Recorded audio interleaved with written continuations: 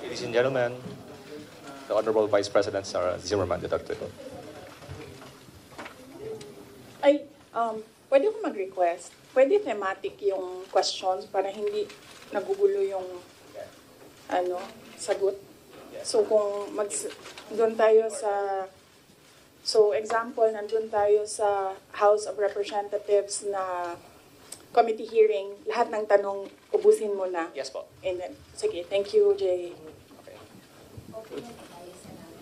Yes, oo, para oo, mahirap kasi magpabalik-balik ng So we can be- pag-iisip. Can we start? Okay. Ay, actually, wala. Oo.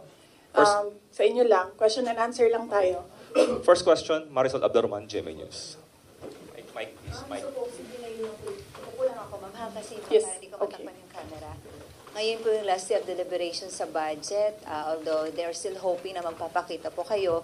If first come to worst na talagang mapako na po sa 733 million lang po ang ma-approve, what can the OVP do with that budget, ma'am? We will see. Sinabi ko naman na noon, no, yung rason kung bakit hindi na kami mag-participate sa budget deliberations ng Office of the Vice President dyan sa House of Representatives. Dahil nga sinabi ko na dalawang tao lang naman yung nagde-decide dyan, Congressman Zaldico and Congressman Martin Romualdez. At sinabi ko din yung proof ko kung bakit sila lang dalawa. And may paper trail yung sinabi ko against them. Sa 700 million, we will see kung ano yung maiwan, and then we will work around that budget of the Office of the Vice President. Pero definitely, tutuloy pa rin yung trabaho, anuman ang budget ng Office of the Vice President. But then again, ma'am, hindi pa naman po yung final kasi di ba, ma'am, meron pang sa Senate. So, hahabulin nyo ba, ma'am, sa Senate? Kayo ba ay magpapakita na doon during the deliberation? Yes, meron. Nag-aantay kami ng schedule galing sa Senate for the plenary budget hearing ng Office of the Vice President. So, a-attend kami dun. Pero wala na kaming expectation na mahabol pa yan. Kasi nga, sinabi ko doon sa interview ko, pagdating sa bicameral, kung nasaan nandun na yung dalawa, the Senate and the House of Representatives, wala ding nasusunod doon except si Zaldico at si Martin Romualdez. At ang example ko niyan ay yung attached na list, no, sa classrooms ng Department of Education na kahit pa man tinanong ng mga senador, nandun pa rin siya sa final draft and nandun pa rin siya sa General Appropriations Act.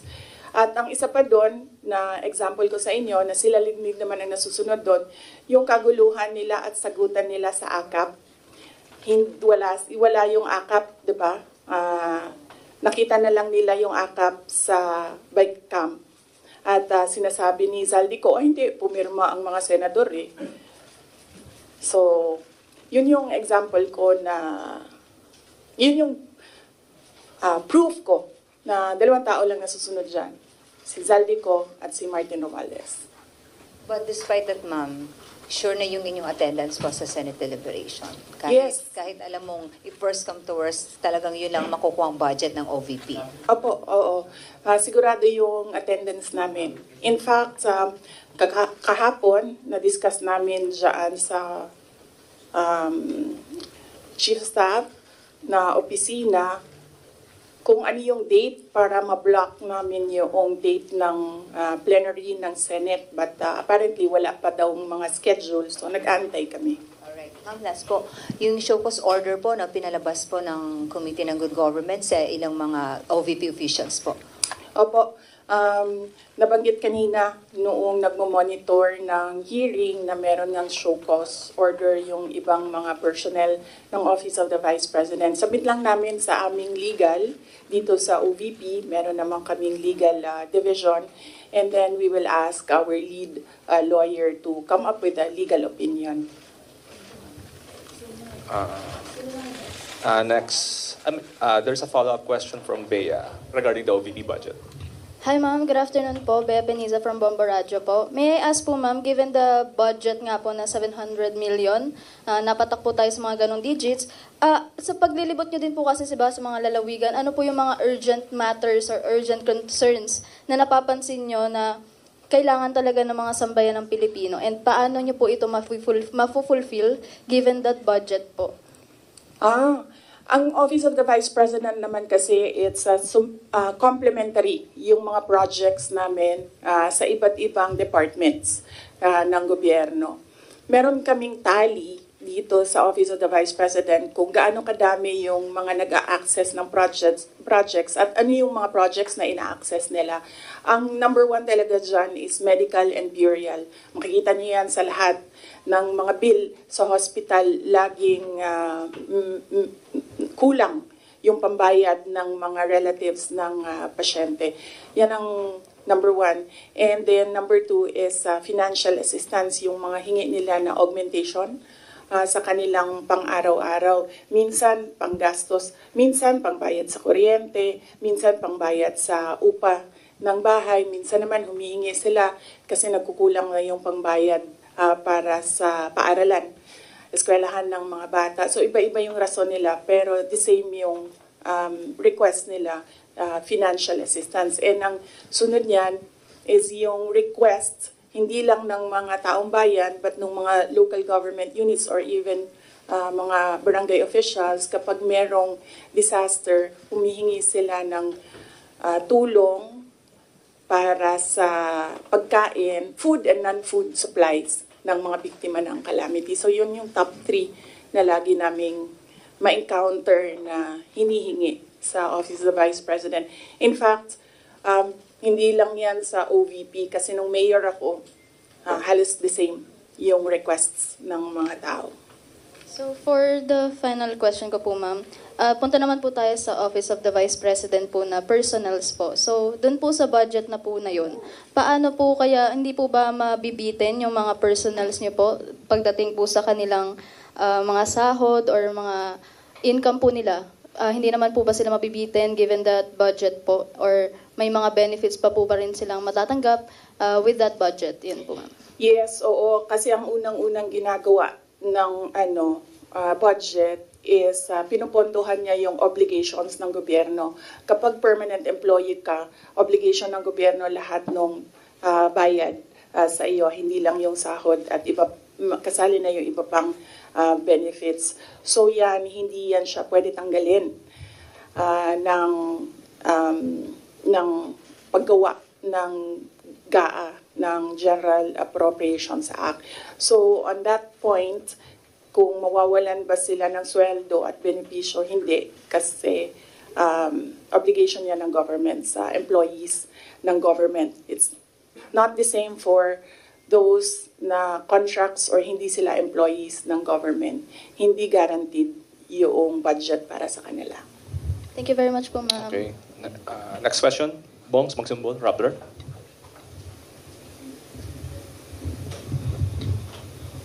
Good afternoon, VP. Yes. VP, as we're speaking right now po, merong ongoing House probe. Actually, a minutes ago, former Undersecretary Gloria Mercado says you gave her envelopes containing 50,000 each from February to September 2023 when she was with HOPE, or the Health Orchestrate Positive Learning, a DepEd project. She believes it could be to influence her decision as HOPE. Your response po? Dapat siguro kung mag-akusa siya ng ganyan, dapat may papel siya. Tulad ng ako, pag inaakusahan ako, pag sumasagot ako, binibigay ko yung papel. Gloria Mercado is a disgruntled former employee of the Department of Education. She was let go because of loss of trust and confidence sa Office of the Secretary. Una niyang ginawa, well, hindi ko alam kung anong nauna, pero naka-strike 2 siya sa akin. Ang una niyang ginawa, nag-solicit siya ng 16 million pesos sa isang kumpanya on paper using my name without any authorization from the Department of Education. Bibigay ni JC sa inyo mamaya yung papel. Nakalagay dun. Pangalawa, noong nag-school visit ako sa Cebu, merong lumapit sa akin na teacher. Sabi niya sa akin, Inday Sara, masakit sa loob namin na mga teachers kami na nasa field. Tapos merong humahawak ng teacher items na wala dito sa aming probinsya o wala dito sa aming region. So, pinakwento ko siya. Iyon naman yung purpose ng aking mga school visits, di ba, sa iba't ibang lugar naman sabi ko, one-on-one tayo, kwento mo lahat sa akin.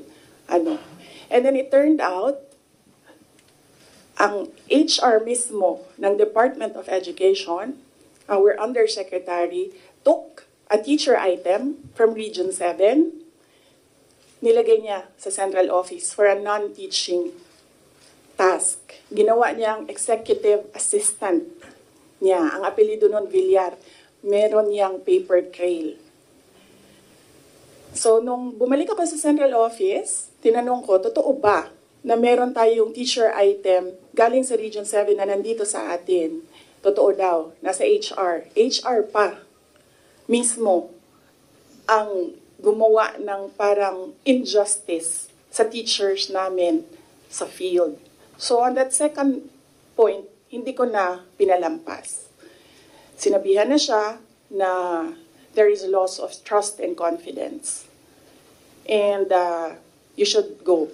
And then she said na, pwede bang mag-retirement na lang ako instead na paalisin ninyo ako. Kasi ang tagal ko na, matanda na ako. And then sinabihan siya, okay, sige. You go. So she's a disgruntled former DepEd employee. At yan yung dalawa na rason kung bakit siya pinaalis. May papel yung 16 million na solicitation niya. May papel yung teaching position sa Region 7 na kinuha niya. And my experience sa kanya, ayoko, factual lang ako ayoko atakihin yung pagkatao niya. Pero when she was HR of the Department of Education, meron kasi akong time dyan for our USEX and ASEX na hindi execom. So, pinapapunta ko yan sila kung sino man yung merong concern, sino yung may problema, pumunta kayo sa akin, mag one-on-one tayo. So, one of those times na one-on-one kami, siniraan niya yung isang USEC, isang ASEC ng Department of Education. And bago pa lang kami nun. In fact, pag alis ko, 2 years lang kami, very, very new. Na nagulat ako, kasi HR ka eh. Pag HR ka, hindi dapat ikaw yung mag-cause ng away-away sa loob ng institusyon. Dapat ikaw yung maging peacemaker. But siniraan niya yung isang ASEC and isang USEC sa akin mismo. And nagulat ako. Why attack the ASEC or the USEC sa kanilang pagkatao? Hindi naman trabaho. And then, ganun din ang ginawa niya. Nung umalis na siya sa Department of Education because of the 2 points, lumipat siya sa Senate. One of the offices of the senators din, nandiyan yan siya ngayon. And yung isang kaibigan ko doon sa Senado, narinig namin na sige na siya atake. Inaatake niya si Michael Poa, si Reynold Monsayak, si Gerald Chan. Nang iyan ngayon yung nakapangalan sa kanyang statement. Kaya kami, nung nagbasa siya kanina ng statement, hindi na kami nagulat. Kasi naririnig na namin sa opisina, dyan sa Senate, yung mga pinagsasabi niya after she was let go. I think, hindi lang siguro niya matanggap na kasalanan niya kung bakit siya pinalayas sa Department of Education. Pero hindi din talaga namin matanggap na magsusulisit ka sa isang private company on paper 16 million. And then, kukuha ka ng teacher item sa field, gagawin mong EA sa central office. Hindi pwede yun. VP, in relation to that, since you brought up yung names po ni Attorney Poa and Attorney Monsayak. So during the probe earlier, she said that yung reason daw kung bakit daw siya nilet go ng DepEd nyo po was that she disagreed daw with Attorney Monsayak's suggestion that bidders in the DepEd computerization program just discuss it among themselves to avoid failed bidding. Ngayon ko lang narinig yan. Sa kanya ko lang narinig yan. Pero ako ang nagsasabi, kasi I was the one who fired her out of the Department of Education. Yung dalawang rason na yon, ang rason kung bakit siya pinaalis sa Department of Education. And as I said, may papel yon. Ibibigay namin sa inyo ang papel. Ang HR record ni Villar, nasa Department of Education din. In fact, hanggang ngayon si Villar nasa region. Kasi sinabihan niya yung region bago siya umalis na ilagay yan sa region, wag yan sa teaching position. Pero that person is holding a teaching position. Any more questions regarding the HOR probe? MC, Philippine Daily Inquirer. Hi ma'am, good afternoon. Regarding din sa probe, kasi apparently parang there was a response from some of the congressmen about, yun sa, dahil wala nga po kayo ngayon doon, won't you ever attend the House probe, diba? Parang, is there a chance that you might still appear there or at least, kumbaga parang, have any other responses in responses sa sinasabi nga nila na hindi raw po kayo umaattend doon sa mga ongoing na inquiry ngayon relating to the alleged anomalies during your time no, sa DepEd? Opo. Nasabi na po namin doon sa opening statement ko kung ano yung sa tingin ko ginagawa ng House of Representatives. And lahat naman sa mga sinabi ko, meron kaming basihan. At sinabi ko doon na what they're trying to do is they're trying to make a case for impeachment. Kasi last year pa yan nila gusto talagang gawin. They're trying to make a case for impeachment.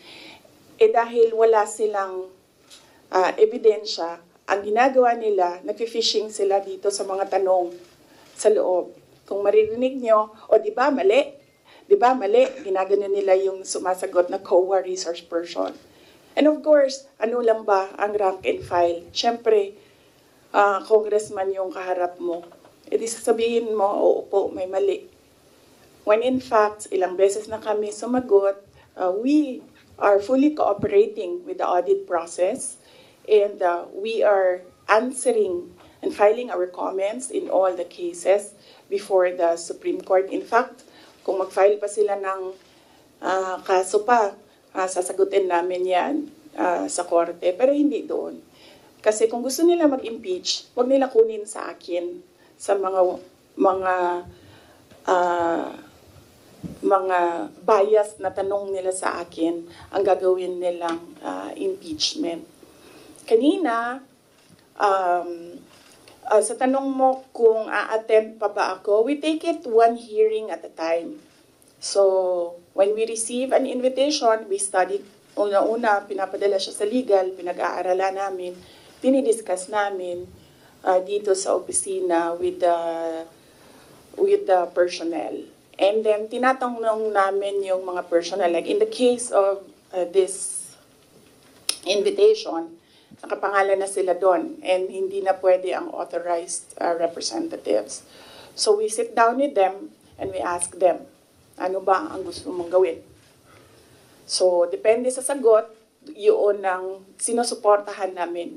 Ako as head of agency, sinusuportahan ko kung ano yung gusto. Right now, walang gustong pumunta doon sa kanila. Kasi ang concern ng lahat is yung pamilya nila. Sa kanila daw sarili, walang problema because they are government employees. So, makakasagot sila. Ang hindi daw nila makontrol is yung paninira sa pamilya nila. At yun ang concern ng lahat ng employees ng dito ng Office of the Vice President. And sabi din ng legal namin, there are valid legal points or legal questions sa nangyayari na hearing, which is the contempt of the letter to Congressman Joel Chua kaninang umaga. Unang-una doon, yung privileged speech mismo ni Congressman Valeriano nagsabi ng unverified claims. So paano ka maggagawa ng hearing based on unverified claims? Hanapin mo muna yung mali, tapos ka mag-hearing. Hindi yung doon mo hanapin yung mali sa hearing. Pangalawa, ito yung punto ko nung last akong pumunta sa kanila. Nakalagay sa batas, nakalagay sa constitution natin. Inquiry in aid of legislation. Hindi siya gumamit ng investigation. Sabi niya doon, persons, the right of persons shall be respected. Hindi siya nagsabi ng witnesses. Pero pagdating mo sa rules sa loob ng House of Representatives, rules nila in aid of legislation, ginagamit na nila interchangeably. Inquiry and investigation, persons and witnesses. Mag-decide muna sila, ano ba sila doon, korte o hindi? Hindi naman sila korte. Paano ko nasabi na gumagalaw sila na parang korte? Nilagay nila doon. The rules of court are supplementary to these rules. So, ibig sabihin, gumagamit na sila ng rules of court. Ang ginagawa nila doon na is an investigation that is akin to the judicial process na ginagawa ng NBI, na ginagawa ng DOJ, na ginagawa ng mga piskal. At ang isa pang punto namin doon sa sulat ay, ano yung pangatlo? Kalimutan ko na. Pahingi tubig, sir.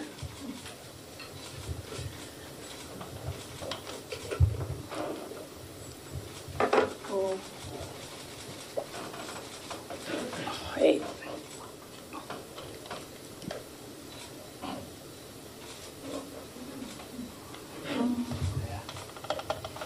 Napagod ako sa kakasulat nito kagabi. Ano oras ito? Pinadala ko. 12:35 a.m. Ito na. Thank you.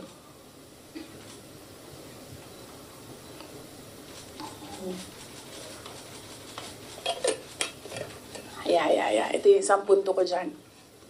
Nakalagay doon sa Constitution. The rights of persons appearing therein or affected thereby shall be respected. Nakalagay doon. So, ibig sabihin, dahil in aid of legislation lang ito, at hindi naman ito prosecution or investigation, ibig sabihin, pwede humindi ang tao. Diba? Kasi, ayoko sumali sa pag-craft ng legislation nyo, bakit nyo ako pipilitin? Di maghanap kayo ng ibang resource person. Ang dami namang previous vice presidents dyan. Napakalapit ni former President Gloria Arroyo sa kanila. Yun ang tawagin nila, gawin nilang resource person kung meron talaga silang batas na ginagawa about sa Office of the Vice President. And then ang huli noon is sub judice. Ang daming questions nila na kaparte ng 3 cases na final sa Supreme Court na dapat hindi pinag-uusapan sa labas ng korte. At yung huli, sinabi namin paulit-ulit, nandun kami sa loob ng Commission on Audit. Nag-participate kami sa audit process. Kahit na yung audit na yan, dumating lang yan pagkatapos nila na mag-usap ng Makabayan Block at ni Speaker Romualdez na atakihin ang confidential funds. Sumasagot pa rin kami kahit alam namin kung ano ang motibo sa audit. So, yes. Anong tanong mo, sir? Kalimutan ko. Yun lang po. Yes, sir. Next Out of security concern na rin ng ibang VP officials and employees kung bakit na rin hindi, you prefer not to go to the inquiry sa House? Security, physical security nila, personal, wala naman kaming problema sa security. Wala akong narinig na gano'n, na comment galing sa kanila. Lahat nagko-comment na maawa sila sa mga anak nila. Next question, Red Mendoza, Manila Times. Good afternoon po, Ma'am. Red Mendoza po from the Manila Times. Ma'am, si Congressman Jill Bongalon of the Ako Bicol Party List said na kung hindi naman daw po kayo interested sa trabahong ito, mag-resign na lang daw po kayo. Sabi din po ni Kong David Suarez, Deputy Speaker David Suarez, na most of the congressmen felt na the Vice President, kayo daw po, with all due respect, ma'am, sabi po, mag-resign na lang daw po kayo kasi parang hindi kayo interested sa trabaho, ma'am. Ano po ang inyong masasabi dito sa sinabi ng quote-unquote young guns of the Congress? Oo. Actually, kung mapapansin nyo, hindi ako nakikipag-usap sa kanila. Nakikipag-usap lang ako kay Zaldico at kay Martin Romualdez. Pero pagbibigyan kita, Ren? Yes po. Yes, pagbibigyan kita. Gusto nila mag-impeachment, diba? So apparently, pakiramdam ko at sa tingin ko sa mga nangyayari, wala silang kaso for impeachment. Kaya sila nandyan. Kaya sila sige hanap ng kung ano ang gagamitin nila. Ngayon, ang track ni Franz Castro, ni Trillanes, is impeachment.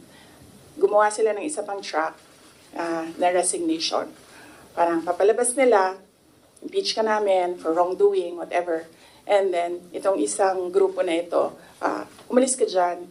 Kasi kapag hindi ka umalis, kapit tuko ka.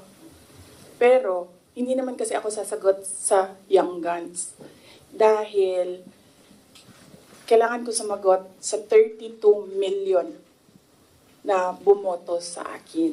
Hindi sa isa or dalawa na tao. Kaya, hindi ako aalis dito. Dahil nilagay ako ng mga tao dito, believing that I will work for the country. And that is what we did. We worked.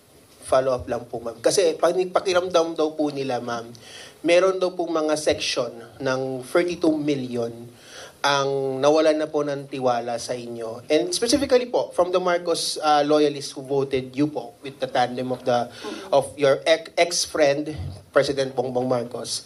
Ano pong inyong pakiramdam po, ma'am, na parang yung iba po sinasabi ay quote-unquote nabudol dahil sa inyong tandem, ma'am? Hindi ko nasasagutin yan. That needs a sit down. Wow. Next. Next question, Miss Giselle. Okay. GMA News Online. Good afternoon, ma'am. Regarding your Calagos trip po, ma'am, can you give any clarification regarding this? Kasi may mga nagsasabi daw po na during or before no House plenary deliberations, nag-beach trip daw po kayo. Doon ako sa Calaguas. Isasagot ko nga sana yun doon sa isang question, no? I visited island barangays, and kung tatanungin niyo ako ano yung problema,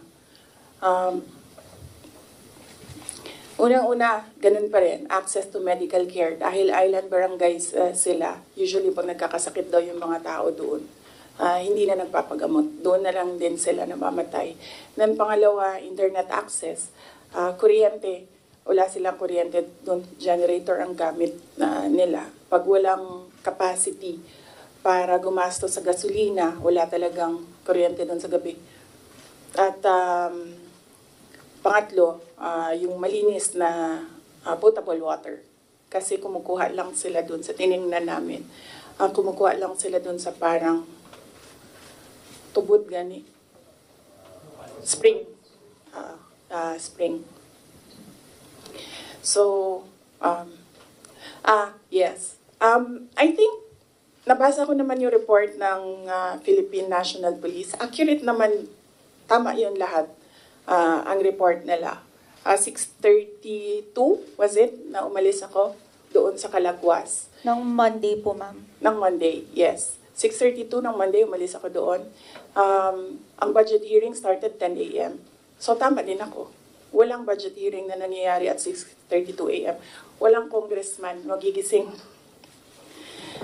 ng 6:32 a.m. para magtrabaho.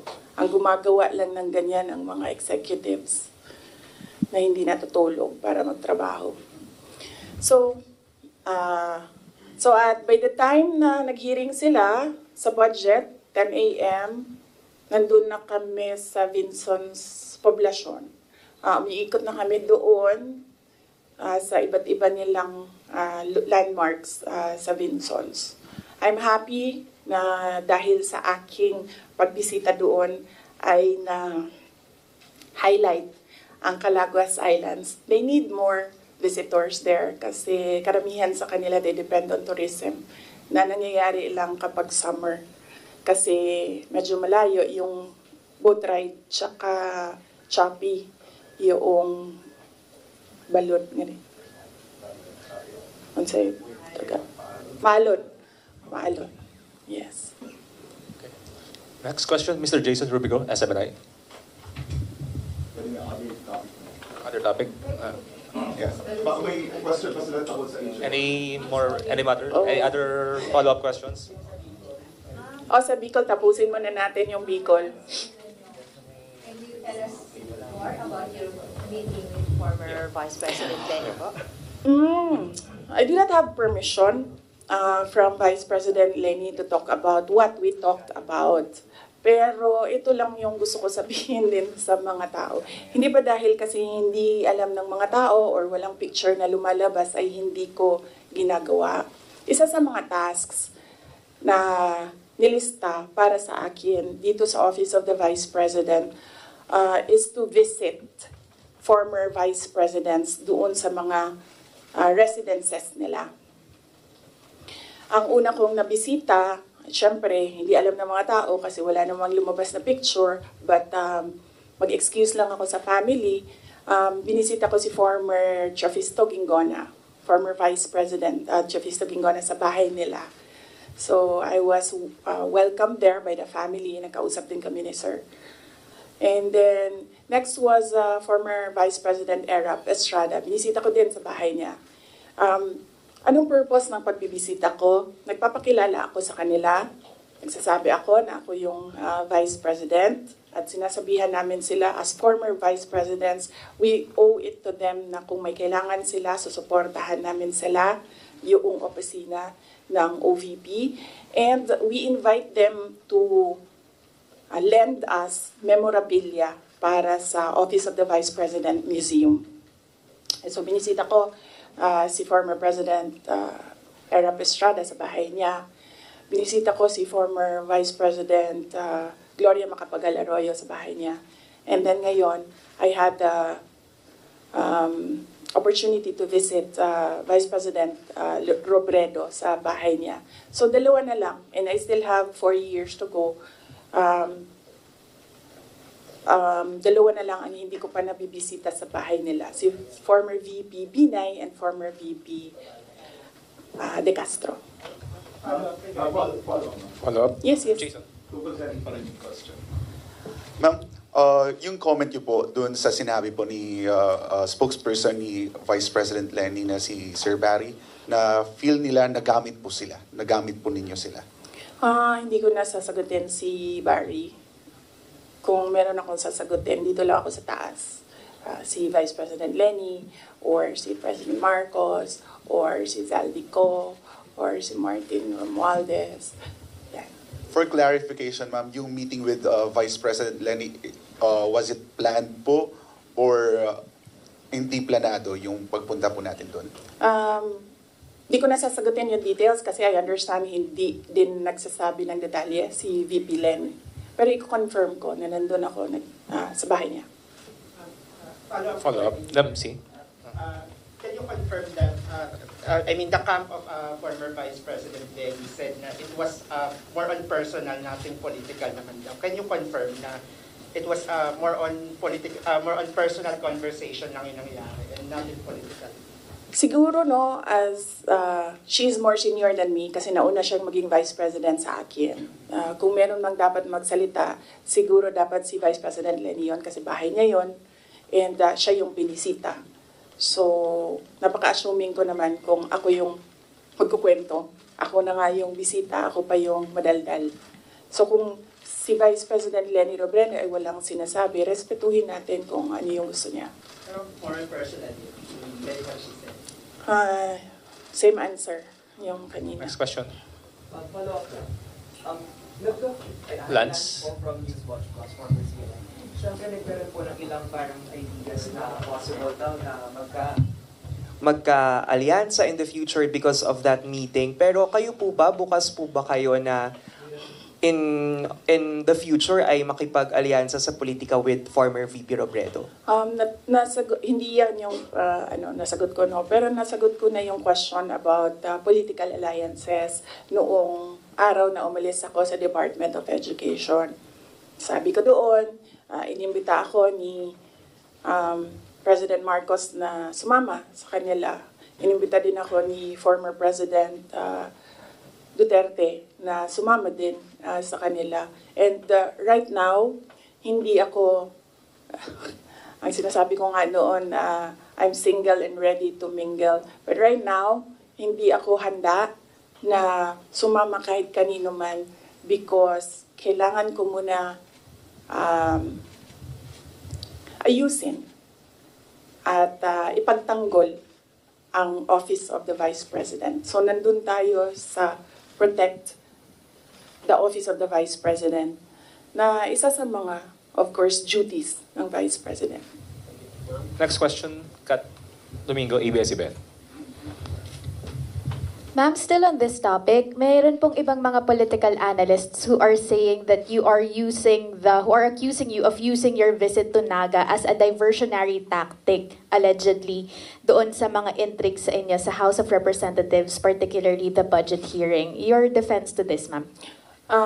Unang-una, ang diversionary tactic, wag the dog nga sinabi ko noon na ginagawa is yung pag-atake sa akin. Nakita nyo, wala na tayong pinag-uusapan patungkol sa bansa, kundi si Sara Duterte. At hindi na natin napapag-usapan ang kahirapan, ang kagutuman, ang kawalan ng internet, walang internet connectivity sa iba't ibang lugar, kuryente na mahal, kuryente na hindi reliable ang supply.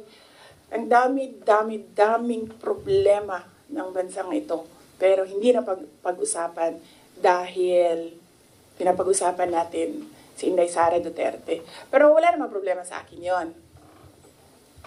Kaya ko naman sagutin yan lahat kasi alam ko naman wala akong ginawang mali. So kahit ano pang itapon nila, masasagot ko yan. So hindi ko na sila actually maintindihan. Pumupunta ako doon sa kanila, nagagalit sila. Pag pumupunta ako sa ibang lugar para kausapin ng mga tao, nagagalit sila.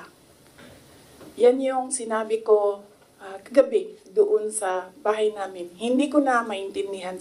Galit sila sa lahat ng ginagawa ko. Kausapin ko yung multisectoral groups, nagagalit sila, diversionary tactic. Hindi ko naman inimbento yung fiesta ng Peña Francia doon.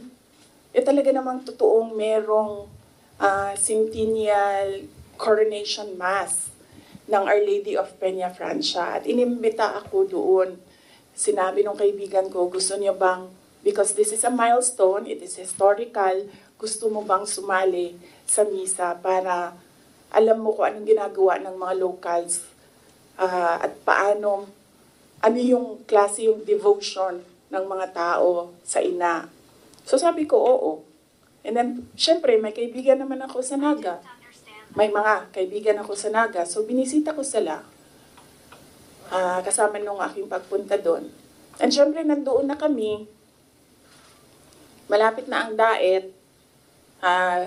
Sabi ko sa mga kaibigan ko sa daet, magkita tayo. And then pagdating ko ng Vinsons, pumunta si Mayor sa akin, sabi niya, meron kaming Takbuan Festival na nangyayari ngayong week na ito, doon sa kanila, Takbuan Festival. Apparently, ito yung festival ng birthday ni Wenceslao Vinsons. So, masaya ako na nagkadugtong-dugtong yung mga schedule na kung saan meron akong mga natutunan at meron akong mga nakausap. ng mga tao. Ang hindi ko lang nagawa doon, hinabol ko, inattempt ko habulin yung OVP Satellite Office sa Legazpi. Kasi meron kaming mga concerns na gusto ko kausapin sila doon. Pero pagdating ko kasi sa Legazpi, 5:30, nagsarado na yung opisina. Ayoko rin naman mag-antay yung mga tao. So, hindi ko naabutan yon. Yun ang hindi ko nagawa sa itinerary ko doon sa Bicol region.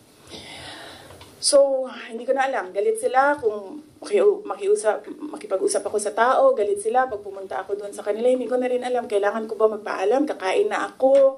Aalis na ako? Hindi ko na sila maintindihan. So,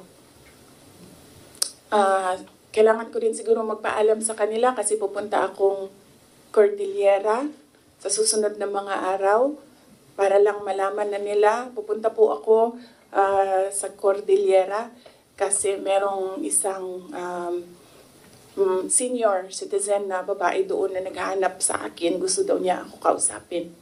So, magpapaalam po sa inyong lahat. Follow other topic? Follow ko because red. Ma'am, confirm lang po ma'am kasi may isang online news website, Politico.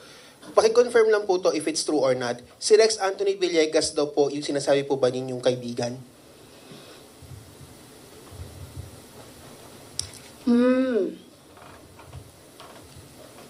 Hindi ko alam kung nagsalita si Asek Villegas. Hindi ko, sorry, I have no information right now kung ano yung sinabi ni Asek Villegas. Siya daw po yung siya daw po yung ina-identify na Bicolano friend na nag-broker sa meet ninyo with former Vice President Leni Robredo. Oo. Siguro ang tamang dyan is tanungin diretso si Asek Rex Villegas. Okay. Other matters? From our friends from the Foreign Correspondent Association of the Philippines, Mr. Ken Sasaki, Japanese News Bureau. Good afternoon, ma'am. Hello. You understand Tagalog? Not so much. No? I'm so sorry. So, how did you understand my answers earlier? Sorry. Just It's Go ahead. okay. Go ahead, Sasaki-san. Oh, I love Japan. thank you. It's my favorite country in the world. Yes. Next to the Philippines, because the Philippines is given already because I live here and this is where I'll die. But countries to visit, number 1, Japan. I also love your country. Thank you. You should visit Calaguas. Yes, I did. Beautiful. I did. I love it. Oh, you did? You've been there? Yes. Oh, so beautiful. Yes. I've never seen any beach as beautiful as Calaguas. Go ahead, Sasaki-san. Yes, sorry. Sorry. Recently, your father publicly said that from one family, one president is enough. Do you agree with this? One family, one president. Well, if there is a law, then we should follow the law I think this is in relation to family dynasties of people running for offices in government. If there is a law, we'll follow the law. I have no problem. I've always said that my dream was to become a pediatrician, a doctor. My dream was not to become a mayor, a vice president, or a president. So I don't have problems with not becoming president of the Philippines. I talked to my friend in Cambodia, and I learned that they have a 16 million population. I said, I'll run for president in Cambodia. It's easier. It's just 16 million. And hopefully additional. So how do you think about the current president, who is the second from one family? Well, there is no law prohibiting family members of former presidents running for president. So when he ran, he was well within his right to run for president. Thank you. Thank you. Next question. Solid. really sorry. We know we have asked this to you a lot of times and we will be asking you this again. Kasi kagabi lang may sinabi si former Senator Trillanes ng articles of impeachment. Sino ba sa tingin mo ang talagang nasa likod nitong ugong-ugong? Kasi kami, we always ask the Congress. Ang lagi nilang sinasabi kung meron mga impeachment, naririnig nila, sa'yo daw po. So sorry, we have to ask you again, ma'am.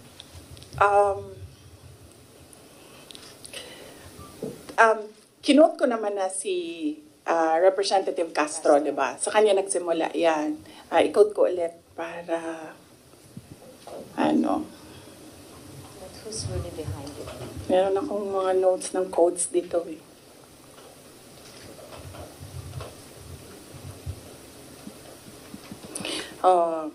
Ito yon, Inquirer ito, yung kinuha ko. Pero I think kinary din siya ng iba't ibang media outlets. The impeachment is especially on the misuse of public funds and technical malversation and violating the 1987 Constitution because a government official is bound to follow the Constitution. So last year pa lang, meron na siyang grounds for impeachment. Kaya sinasabi ko, ginagawa nila ng paraan, pumasok lahat nung kailangan nila doon sa pinag-usapan nila na grounds. And then yes, nagsalita, kanina sinabi ko, one track is impeachment. Nandito si Castro, nandito si Trillanes. Sino, alam ko kung sino, pero hindi ko siya masabi. At the proper time, siguro, pag lumabas na yung story about sa kanya, sasabihin ko yung lahat ng alam ko. Pero hindi pa kasi lumalabas dito sa hearing yung pangalan niya eh. So, pag merong nagsalita dyan about sa kanya, sasagutin ko, sasabihin ko kung sino. So, iisa lang ang handler ni Risa Ontiveros, ni Sonny Trillanes, at ni Franz Castro. Although si Franz, parang I think she's serving two masters. Hindi siya direct doon sa isa. Dito lang siya sa isa. Isa lang ang handler nilang tatlo. Kasi ang dami nyo ng materials. Pag inubos natin lahat ngayon, wala na kayong trabaho bukas. Sa susunod na araw, sa susunod na buwan, ano pang trabaho ninyo? Wala na kayong balita. Hindi. Hindi. Alam niyo naman eh. Gusto niyo lang manggaling sa akin. We know the person. Alam niyo kung sino. Gusto niyo lang manggaling sa akin. Pero mamaya na kasi meron kasi siyang kwento eh. Kasi hindi pa kasi lumalabas. So hindi ko malabas yung kwento. So, sa itong hearing na nandito sa quad ko? Sa third hearing po ba sa good government po ba lalabas? Or sa quad ko? Sa good government. About sa akin. Wala naman ako doon sa quadcom eh. I think sinubukan natin ni Trillanes yung sabi niya mas masahol pa ako kay PRD. Kasi hindi niya ata ma-prove. So, tinigilan niya ako doon sa EJK. So may na-expect kayo, ma'am, na information against sa'yo doon sa good government na hearing? Ano daw? Sorry. So meron kayong, yung hinihintay nyo na kwento, may na-expect kayo doon na kwento sa good government na hearing about sa'yo, ma'am? Hindi about sa akin, about sa kanya. Okay. I mean, yes, about sa akin, pero coming from him. Related sa kanya. May video pa yun eh. Any follow-up, Kat? Tapos sabi nila, ako daw yung hindi mapagkatiwalaan. Hindi nga lumalabas yung video. Wala nga nakakaalam ng video eh. Ako lang. Video, ma'am. Ma'am, anong video, ma'am? Basta. Ma'am, anong video po yun, ma'am? Ay, pag sinabi ko yung gender, alam niyo na kagad kung sino eh. Anong video, ma'am? Alam niya naman, di ba? Gusto niyo lang talaga manggaling sa akin. Ma'am, no, hindi po. JC, alam mo. No, we don't know. Antayin natin. Mahaba kasi yung kwento sa kanya. Tapos, pag kinento ko yung parte lang ng question na yan, sayang naman yung ibang chismis. Hindi chismis yan kasi ako yung ako yung may alam. Hindi, iba pa. Iba pa. Yeah. Hindi ito yung pulveron. Hindi din. Oo. Wala na bang question? Ano na ito? Fishing na ito. Fishing.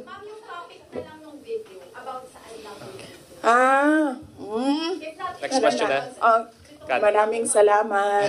Next question, Jason. So, sa tingin mo ba, VP, instead yung sinasabi nilang, sorry, JC, sorry, Your Honor, dapat hindi ko ma-recognize. So, ang sinasabi mo, VP, imbes yung sinasabi nilang you're making diversionary tactics, ikaw yung nagiging diversionary tactics nila. Ako yun. Kasi, tingnan nyo, Sa totoong problema. ako mayor ako ng 3 terms. Noong simula ng term, pinag-uusapan na kaagad namin ng council yan. Ano ba ang landmark legislation ninyo for this 3 years? Nakikita nyo ba na meron silang landmark legislation? Wala. Inuubos nila yung oras ng mga tao. Kita niyo yung mga tao sa DepEd, wala na nagawang trabaho yun. So, kakaupo nila doon. Inuubos nila yung pera ng taong bayan diyan sa mga hearings nila going after me. And wala silang pake kasi ang gagawin lang nila is magbigay ng pera kung saan-saan. Kasi wala naman kasing projects na masasabi natin.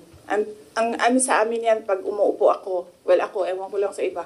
Ako, nung mayor ako, pinag-uusapan ka agad, ano ang big ticket project ng 3 taon na ito? Ano ang landmark legislation ng taong ito? Kasi yan yung gagamitin namin para ma-re-elect kami. Diba? Yan yung sasabihin namin, kita nyo? May landmark legislation tayo. So, dapat kasi pag upo mo, ganyan yan, diba? Sasabihin mo sa mga tao, in 6 years, pinakamayaman na ang Pilipinas, in 6 years, ganito, may security, dami kang. And then lahat ng trabaho mo, papunta siya doon para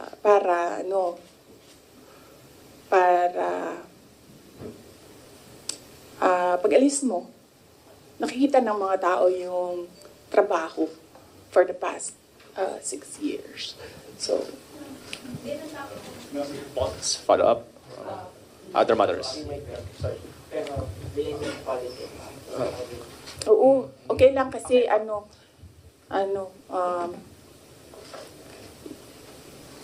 inano nyo yung traffic para pumunta dito. So, kunin nyo na lahat. Thank you, ma'am. Kunin nyo na lahat ng mga kailangan ninyo. Ma'am. Wag lang about siya. Okay. Okay. Pangalanan natin siya.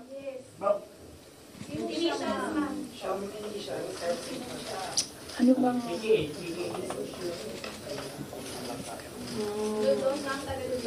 Wala pa akong... Actually, wala akong code name para sa kanya eh.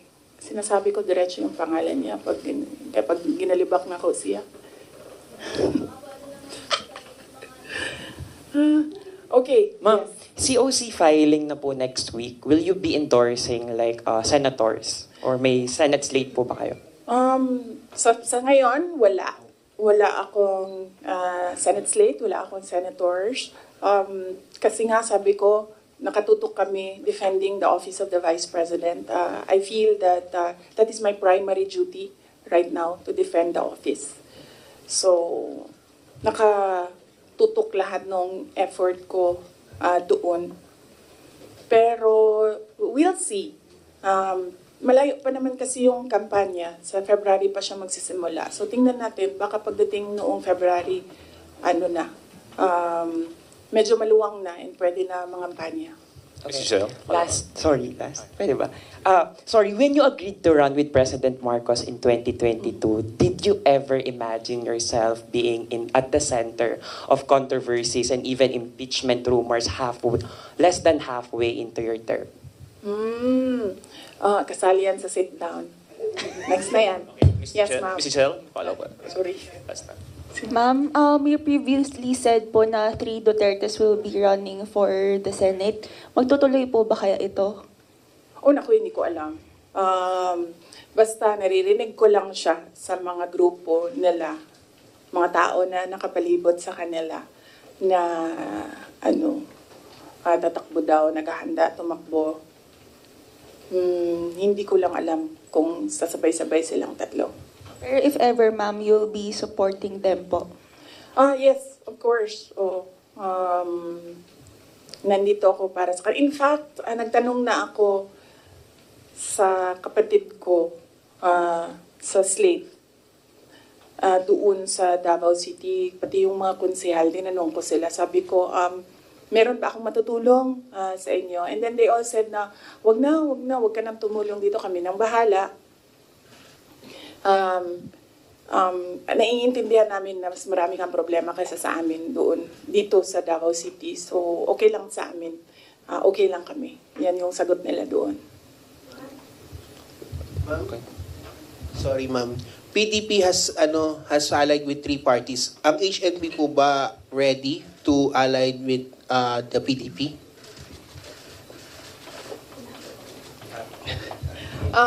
Wala pa kaming discussion na mag-alliance with PDP. But hindi ko alam kung bakit gusto pa nilang makipag-alyansa sa amin. Dalawa lang kami doon na sa partido. Ako tsaka si Mayor Aldavid Uy ng Samal. Kami na lang dalawa na nandoon sa partido. Sa HNP, yes. Last question, Kat Domingo. Ma'am, you had a family dinner, I think, or lunch. Complete family. May photo po. PRRD, your mom, Mayor Baste, Congressman Pulong, and you, I think, in Davao City. What was discussed there politically? Ano rin po yung advice sa inyo ni PRRD when it comes to defending the office of the Vice President right now? And thirdly, meron po bang mga humihingi ng endorsement niyo for the 2025 midterm elections? Okay. Meron bang humingi ng endorsement? Wala naman for the 2025 midterm elections. Ano ang advice ni PRD in defending? PRD, talaga, iniisip niyo, magbibigay ng advice yun. Yan, sasabihin lang nun, sapakin mo na yan, suntukin mo na yan, sunugin mo na yan. Ganun lang. PRD is a jarhead, no? Alam naman natin lahat yan. So, kung pupunta kay PRD, ang may expect mo doon ay galit, sigaw, at volcano eruption, ganyan. Ganyan. So wala. Wala siyang advice defending the office of the Vice President. Ano pa ba yan? Nag-discuss ba kami ng political? Wala kasi matagal yung discussion about family. Nag-rundown kasi sila isa-isa sa apo. Yung mag-asawa. Or mag-ex. Sorry sa mga girlfriends. Nag-rundown sila sa mga apo. So, inisa-isa nila from the eldest apo, anong nangyayari, anong ginagawa, and then sunod na apo. So, lahat ng parent sumasagot. Like, PZD answered para sa mga anak niya, and then Baste answered para sa mga anak niya, and then ako ay answered para sa mga anak ko. So, yun yung nangyari. So, medyo mahaba yung discussion kasi marami silang tanong regarding sa mga apo nila. Ay nako, si PRD, pag sinabihan mo ICC, sasabihin niya sa'yo, babarilin ko sila lahat. So yeah, no, wala. There's no talking to PRD. Pero si PRD mo, parang nagsasabi lang nila, hindi siya yung ako. Kasi yung service tapos. Oh yes, oo. Ang lagi lang kasi nasa kanya is yung mga anak ni Baste, ni Mayor Baste. Yung mga anak namin ni PZD, wala kasi sa Davao, so hindi nakikita. Nakikita lang niya pag break, at saka yung mga ganyan, pag merong occasions like Christmas, birthdays. So he's still parang nasa puso pa niya yung mga apo niya. I think mas nasa puso niya yung mga apo niya kaysa sa mga anak niya. Okay? Are you guys satisfied? Thank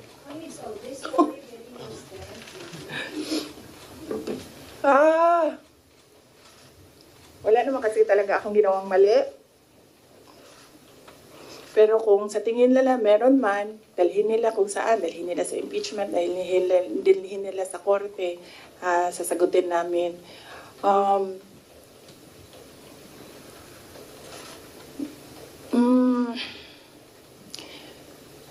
Yun. Kaya ako very casual kasi masasagot ko kasi lahat ng sasabihin nila. Minsan lang, hindi ako nagsasalita. Kaya mukha siyang walang sagot. Kasi minsan, ayoko na rin magsalita kasi nakakapagod na sila. Nakakapagod yung galit nila actually. Yun yung nakakapagod. Pero kung meron kayong kaaway, maasahan ako. Tawagin ninyo ako. Basta away, maasahan talaga ako. Thank you. Thank you very much, OPB Media. Salamat. Thank you po.